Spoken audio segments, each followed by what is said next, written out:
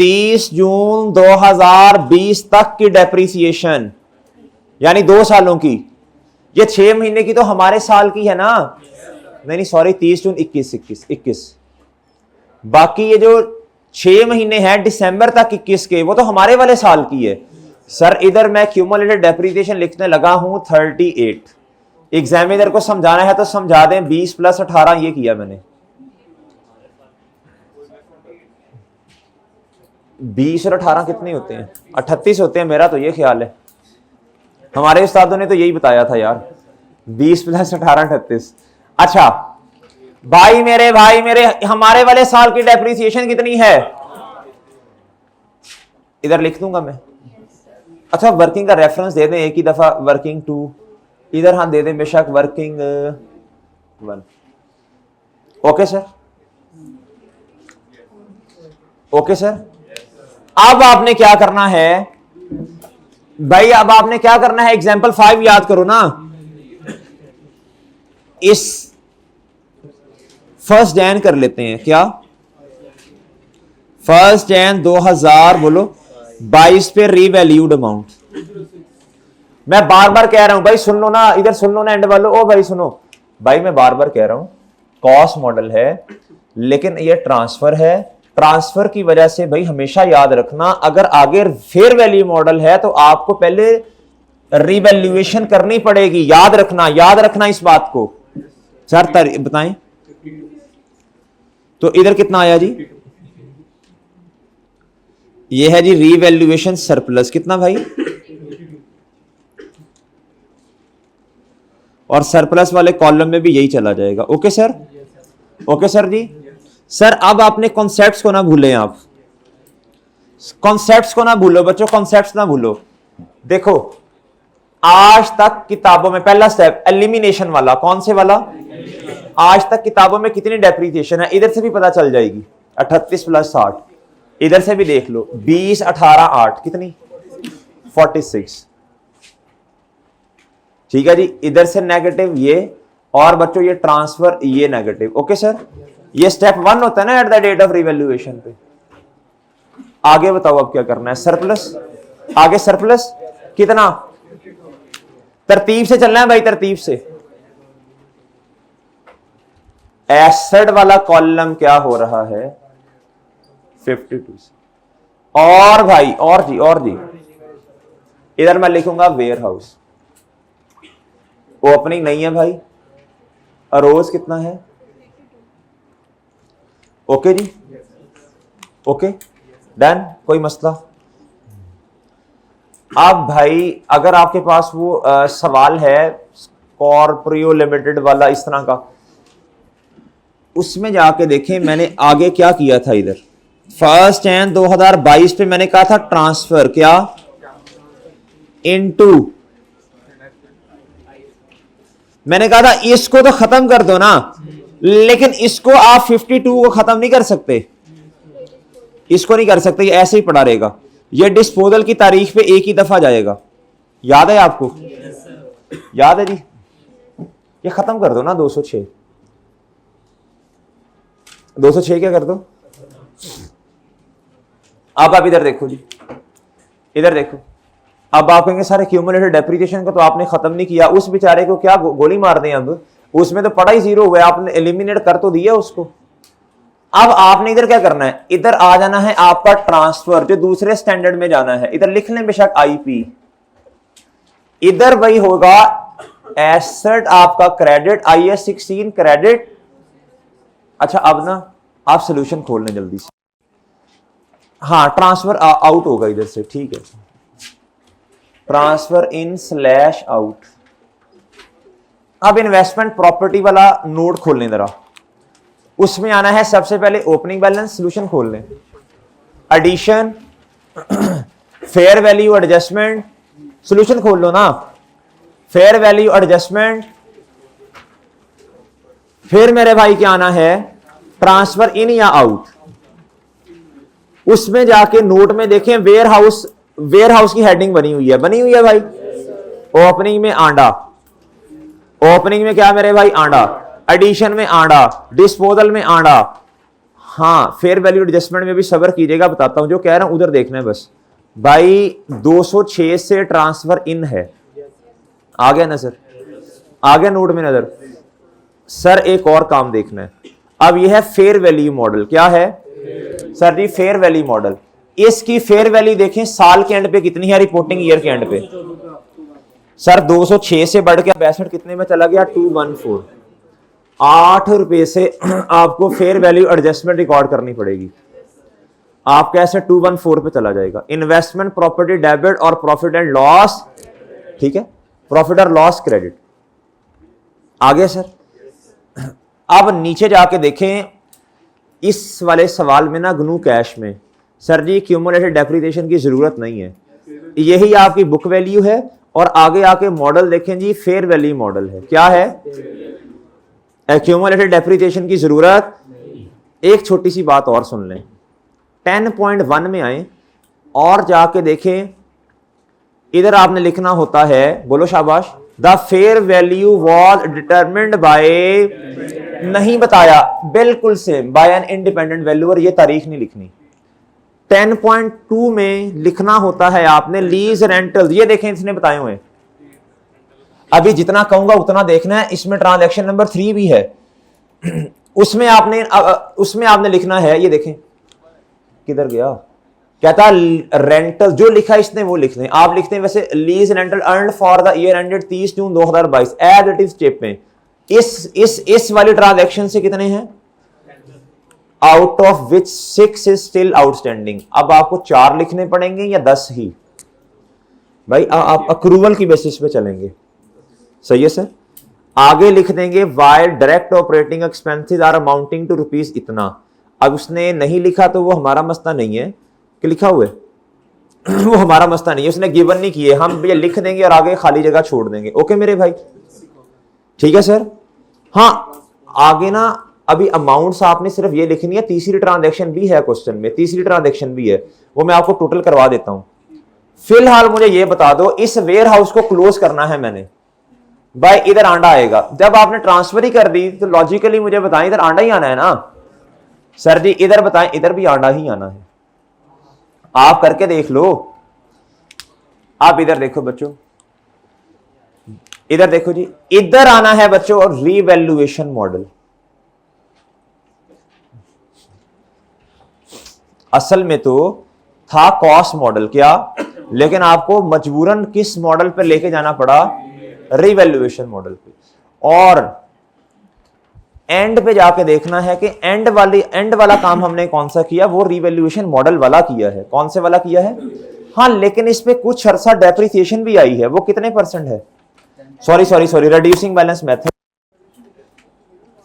और क्या है बच्चों? 10% रेट है। अगर कॉस्ट मॉडल लिखा किताब में तो सही कर लें प्लीज। किधर भाई मेरे, एंड पे जाते जाते कुछ देर आपका एसेट कॉस्ट मॉडल पे रहा, लेकिन एंड पे जाते जाते किधर है? तो किसको देखना चाहिए, एंड वाले को, शुरू वालों को? शुरू वाले को हमेशा याद रखिएगा, हमेशा। जी जी, क्या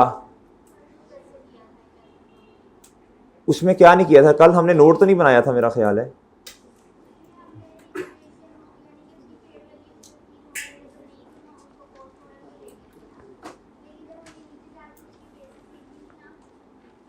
कल तो हमने सवाल ही नहीं किया था, कल तो हमने थ्योरी पढ़ी थी, हैं? हाँ हाँ, रिवैल्यूएशन नहीं लिखवाया होगा मैंने, उसमें रिवैल्यूएशन ही लिखवाया मैंने, हैं? वो तो इन्वेस्टमेंट प्रॉपर्टी का कॉस्ट मॉडल था ना, वो तो इन्वेस्टमेंट प्रॉपर्टी का, तो उसमें मैंने नोट उसका बनाया था हमने नोट, उसका तो नोट ही नहीं बच्चे बनाया हमने, मेरा ख्याल है। आप पहले देखिए वो प्रॉपर्टी कौन सी है, गवादर वाली।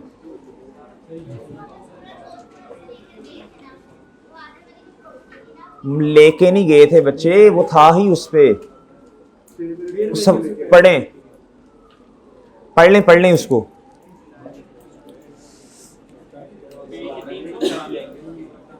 इधर देखो भाई, इधर देखो भाई, इधर देखो, इधर कह रहा था fair value of building in Gwadar rented to इतना हैव नेवर बीन डिटरमिनेबल। कहता नहीं पता, कहता दिस बिल्डिंग वाज कंप्लीटेड ये एट अ कॉस्ट ऑफ ये 8 total estimated useful life of इतनी है जी।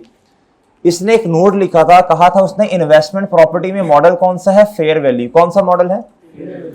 लेकिन अगर किसी भी प्रॉपर्टी की फेयर वैल्यू हमें नहीं पता तो अब क्या करें, उसे ले जाएं कॉस्ट मॉडल पे।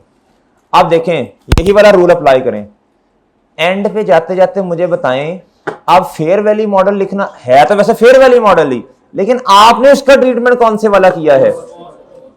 तो एंड पे जाते जाते देखें जिधर मैंने नोट बनवाया होगा, मेरा गालिब गुमान है मैंने इधर कॉस्ट मॉडल लिखा होगा, मैंने इधर फेयर वैल्यू मॉडल नहीं लिखवाया होगा। अगर किया तो मैंने गलती की होगी। कॉस्ट मॉडल मुझे अच्छी तरह याद है, ये तो मैंने ये चीजें जो है ना ये मैंने IKF की उससे सारी किताबों से सर्च की हैं अल्हम्दुलिल्लाह, तो इस पे ट्रस्ट रखें आप मुझ पे। इधर मेरा गालिब गुमान है कि मैंने कॉस्ट मॉडल ही लिखवाया होगा, कॉस्ट लिखवाया था ना। इधर बच्चों रिवैल्यूएशन मॉडल आना है। देखिए मैं ना एक छोटी सी आपको एग्जांपल देता हूं। एक बंदा जी उसने मैं ना आपको जरा थोड़ा कंपैरिजन के लिए एग्जांपल दे रहा हूं ये वाली। एक बंदा जो कि 60-70 साल का है, उसने वो भी मुसलमान नहीं हुआ, लेकिन एंड पे जाते जाते उसने कलमा पढ़ लिया, उसका खात्मा ईमान पे हुआ। खात्मे को देखना है, शुरू वाली चीजों को नहीं देखना। इसका खात्मा रिवैल्यूएशन मॉडल पे हो रहा है, रिवैल्यूएशन मॉडल आएगा, ये याद रखिएगा हमेशा इस बात को, ठीक है जी, ठीक। अच्छा जी आगे आ जाए भाई, आगे मेरे भाई इधर आओ, इधर आओ, इधर आओ। आखिरी बिल्डिंग देखो जी, आखिरी ट्रांजैक्शन देखो, तवज्जो से, तवज्जो से।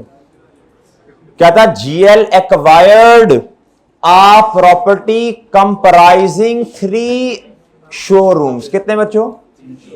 At a total cost of, अच्छा इसका मतलब है एक शोरूम की, शो मारने वाले रूम की कॉस्ट कितनी है? 300 रुपया, 300 मिलियन, ऐसे ही है ना। कहता जी ऑन 1 अक्टूबर 2021, कब बच्चों? 1 अक्टूबर 2021, यानी हमारे वाले साल में, याद रखना हमारे वाले साल में। ये चाहे इन्वेस्टमेंट प्रॉपर्टी का नोट बनाओ चाहे IAS 16 का, इसे एडिशन के तौर पर दिखाना है आपने। कहता 40% of the cost of property is attributable to the value of land. कहता जी इसमें से 40% हिस्सा किसका है? और मैं आपको बता दूं इसमें ना मेरे भाई, ओ भाई हुज़ैफा, ओ तूने गप्पों में लगा दिया अलीम नंबर सबको, चुप हो जा। इसमें से ना सुनो बात, मेरा ख्याल है 1-2 प्रॉपर्टीज IAS 16 के मुताबिक डील होनी है, और एक मेरा ख्याल है लीज रेंटल के लिए है तो वो IAS 40 है। जब आपने IAS 16 में जाना है, किस में जाना है? तो भाई क्या लैंड पे डेप्रिसिएशन आनी है? ये एक छोटा सा कॉन्सेप्ट है इस ट्रांजैक्शन में। और दूसरा आंखें भी खोलनी है, आंखें भी खुली रखनी है कि भाई कितनी बिल्डिंग्स हैं, सही है ना, कितने शोरूम हैं ये भी देखना है, 3, और उसमें से कितने IAS 16 में है, बस ये एक छोटा सा पॉइंट है। कहता इधर आ जाएंगे, कहता each of the showroom can be leased out separately and has a life of 15 साल। कहता विद नो रेजिडुअल। कहता GL इज यूजिंग एक शोरूम फॉर इट्स, सर ये बता दें कि for its on products IAS while other showrooms were held to be leased out। ये क्या है सर? कहता on 1 March the 2 showrooms were given on monthly rent। ये बात तो छोड़े ना, अभी तो 900 के 2 हिस्से बना दो, 600 चला जाएगा। एडिशन में किसकी? इन्वेस्टमेंट प्रॉपर्टी, उसमें आपको लैंड और बिल्डिंग को कुछ करने की जरूरत नहीं है। सर जी इन्वेस्टमेंट प्रॉपर्टी के नोट में जाएं, 600 रुपए आपको एडिशन में नजर आएगा। आ रहा है नजर?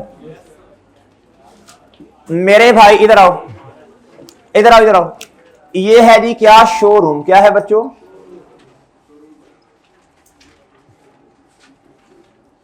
इधर देखो।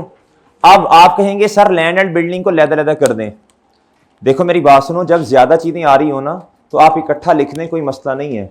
जब सिर्फ लैंड एंड बिल्डिंग हो नोड के अंदर, फिर लैदा करना सही है। अब नोड बहुत बड़ा बन जाएगा, पर्चे में इतना टाइम नहीं होता। अगर तो सिर्फ नोट में 2 चीजें आती, लैंड एंड बिल्डिंग, में लैदा कर देता। अभी भी जिसने करना है कर दे, मसला नहीं है। लैंड को लिखेंगे 40% कितना आएगा भाई 300 का 300 भाई, एक बिल्डिंग IS 16 है, 300 का 40% 120 होगा, और बिल्डिंग कितना 180। मैं इकट्ठा करके लिख रहा हूं 300 की एडिशन है, कितनी है बच्चों एडिशन। अब मुझे बताओ जब मैंने डेप्रीशिएट करना है 180 की बेस पे करूंगा, 180 रेजिडुअल वैल्यू 0 है, डिवाइडेड बाय लाइफ 15 साल है ना, multiply by 9/12 multiply by depreciation. बताएं कैसे है ये, देखो इधर देखो बच्चों, इधर देखो 300 मल्टीप्लाई बाय 60%, या मैं इस तरह ना लिख दूं डायरेक्ट 180, समझ जाओगे, minus divided by 15 multiply by 9/12, ये आ जाएगी मेरे भाई, आ जाएगी बच्चों। अच्छा इधर तक आ जाएगी सर, आगे मेरा ख्याल है कोई मसला नहीं है इसमें। सर आप इधर आए, इधर आ जाए, इधर बताएं जी, ये कॉस्ट मॉडल है, ये आ जाएगा 300, ये डिब्बे का जवाब कितना आएगा बच्चों, ट्रांसफर नहीं है, डिस्पोजल नहीं है, ये इधर आए जी, इधर आ जाएगा जी 9, और इधर आ जाएगा जी 290। इधर मुझे बताएं मॉडल कौन सा,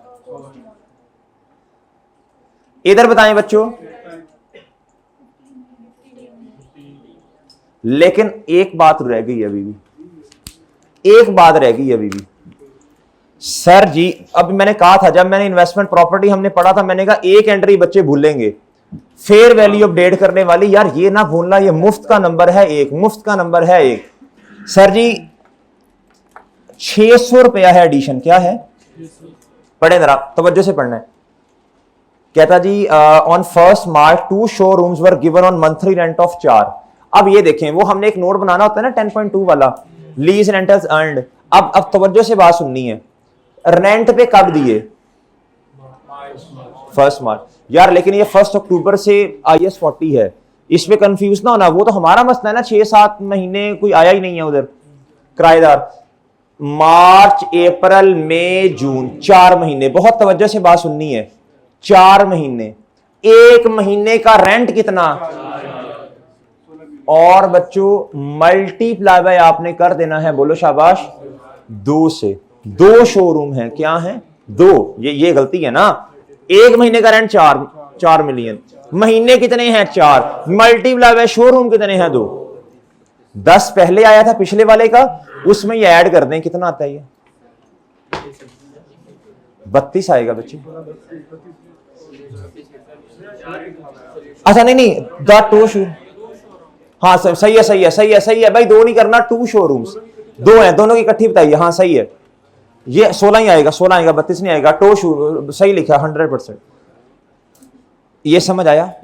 अगली बात आप समझने वाली इधर है, देखो फेयर वैल्यू अपडेट करनी है आपने, द फेयर वैल्यू इधर ओ भाई इधर of each showroom increasing by, हाँ इधर 3 मिलियन है ना, increasing by 3 million each month. अब देखो, आप बच्चे गलती करेंगे यार, मुझे बताओ रेंट पे हमने दिया 1 मार्च पे यार, लेकिन ये IS 40 में यार्ड कब आ गया था 1 अक्टूबर पे, 9 महीने मल्टीप्लाई बाय मेरे भाई एक महीने की फेयर वैल्यू कितनी ज्यादा 3, 9 मल्टीप्लाई बाय 3, और शोरूम्स कितने हैं, इधर देखो इसमें फर्क, इधर ईच लिखा है, इधर 2 लिखा है, इधर 2 से मल्टीप्लाई करना पड़ेगा, ये आएगा 54 शायद, फेयर वैल्यू एडजस्टमेंट में 54 ऐड कर दो।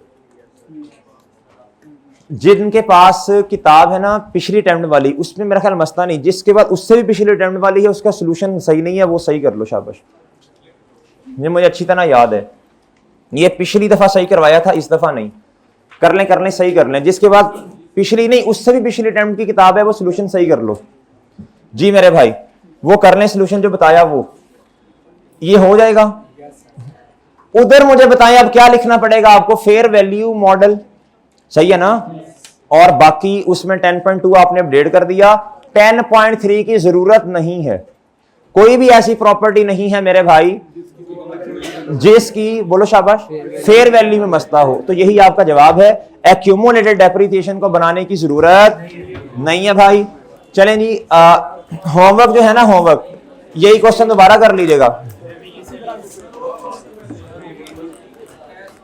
टेस्ट इन्वेस्टमेंट प्रॉपर्टी रिवाइज कर लें बस,